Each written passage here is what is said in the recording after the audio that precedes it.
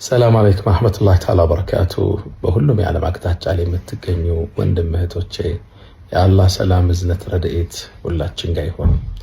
ወኢዛ መሪቱ ፈሁወ የሽፊኒ አላህ ሱብሓነሁ ወተዓላ ቁርአን ውስጥ ስታመም የሚያድነኝ አላህ ነው ማለታቸውን ነቢዩላህ ኢብራሂም ቁርአን ላይ አውስቶልናል።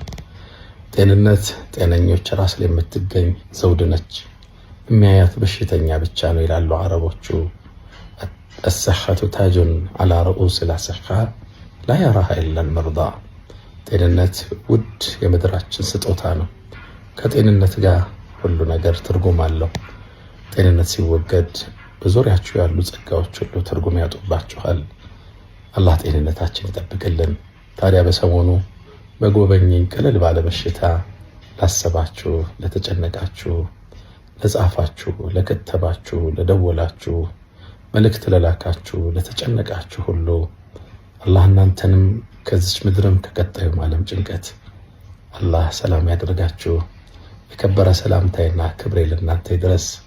አላህ በኸይር ያውሳችሁ፣ አላህ በኸይር ያስታውሳችሁ። አሁን በጥሩ ጤንነት ላይ እገኛለሁ። ምስጋና ለዓለማት ጌታ ለአላህ ሱብሓነሁ ወተዓላ ይሁን። አልሐምዱሊላህ ረብል ዓለሚን። ታዲያ እግረ መንገዳችን የሚቀጥለው ጁምዓ አላህ ፈቅዶ ከተገናኘን የኹጥባ ርዕሳችን ምን ይሆን ዘንድ ሐሳብ ትሰጣላችሁ? አመሰግናለሁ። ሰላም አለይኩም።